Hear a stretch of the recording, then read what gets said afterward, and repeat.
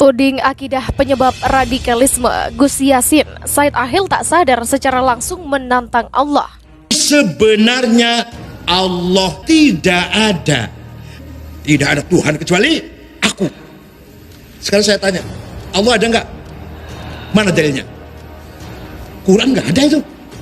Coba, ente baru tahu kan, baru dengar kan? Mengajinya cuma mungkar nakir terus. Berarti dia sudah menghina semua Nabi dan Rasulullah. Nauzubillah ini Pak. Ini profesor Pak, pakar Quran ini. Ini boleh kita umbar namanya agar orang menjauhinya, mengabaikan fatwanya, tidak membaca tulisannya, menghinakan dia. Jadi kita boleh menghina orang kalau dia menghina agama. Sama, Kristen, Quran sama, anunya sama. Kitab sucinya tuh loh, nilainya sama. Manusianya kok yang nggak sama kadang-kadang. Itu bukan jalan orang mukmin, bukan jalan Rasul, bukan ucapan orang-orang soleh. Dia nyeleneh dari dulu Abdul Sirat, makanya terpilih dengan dari ketua PBNU. Barang siapa yang menyimpang dari agama Allah dan Rasul setelah jelas kebenaran baginya, lihat Bu, kami biarkan dia leluasa menyebarkan kesesatan itu. Metro TV mengangkat, Kompas memberitakan, media-media kafir sepakat dan senang. Tapi apa kata Allah? Tempatnya adalah neraka jahanam. Kami biarkan dia.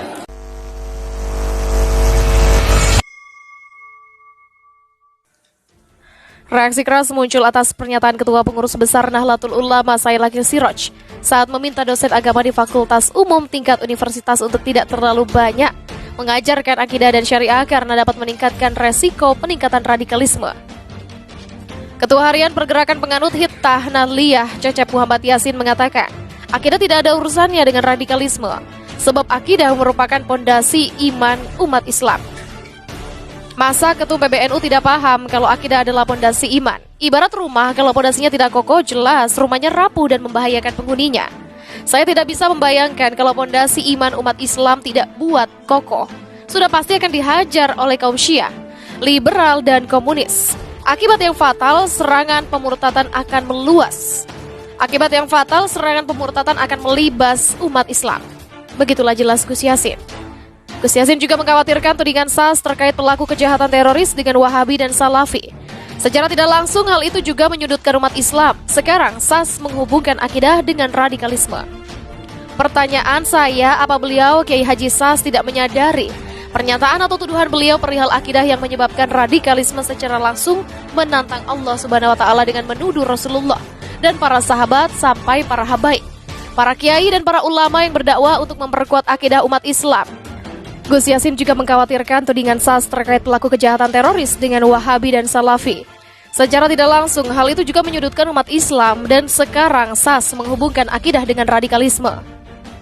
Pertanyaan saya, apa beliau Kiai Haji SAS tidak menyadari pernyataan atau tuduhan beliau perihal akidah yang menyebabkan radikalisme ini secara langsung menantang Allah dengan menuduh Rasulullah dan para sahabat sampai para habaib, para kiai dan para ulama yang berdakwah untuk memperkuat akidah umat Islam adalah penyebab radikalisme.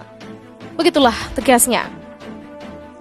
Ditambahkan Gus Yassin, tuduhan radikalisme disebabkan akidah tidak mendasar. Hanya orang Syiah, komunis, dan liberal yang tidak menghendaki akidah umat Islam itu kuat.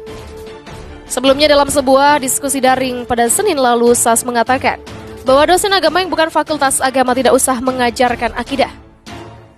Tidak usah banyak-banyak bincang akidah dan syariah. Cukup 2 kali pertemuan, rukun iman dan rukun Islam.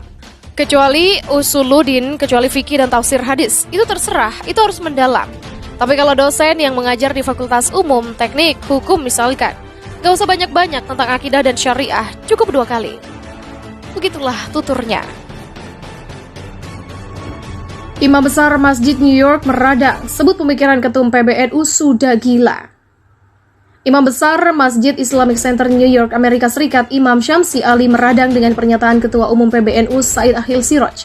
Ia sampai menyebut pemikiran Ketua PBNU itu gila. Sebelumnya Said Akhil berpendapat jika fakultas umum tingkat universitas terlalu sering mengajarkan akidah dan syariah, akibatnya pelajaran bisa terjerumus ke jurang radikalisme. Itulah mengapa katanya untuk mencegah hal itu, ia meminta dosen atau pengajar sedikit menguranginya.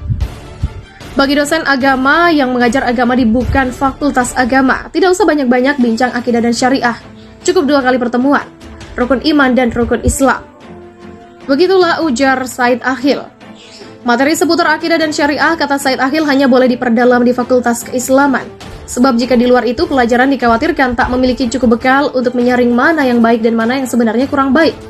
Kecuali jurusan usuluddin. Kecuali jurusan fikih atau tafsir hadis. Itu terserah, harus mendalam.